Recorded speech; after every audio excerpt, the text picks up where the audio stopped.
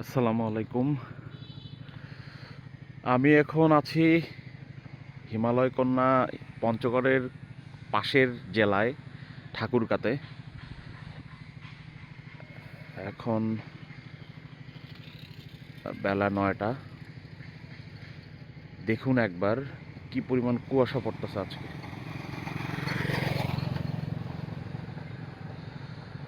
পঞ্চগড়ে ঠাকুরগাঁ বেশ কিছু পয়েন্ট থেকে কাঞ্চনজঙ্ঘা দেখা যায়। তার মধ্যে এই পয়েন্টটা একটা, ঠিক এইখান থেকে এই সোজায় কাঞ্চনজঙ্ঘা দেখা যেত যদি আকাশ পরিষ্কার থাকতো। কিন্তু দেখুন একবার কুয়াশায় কি অবস্থা।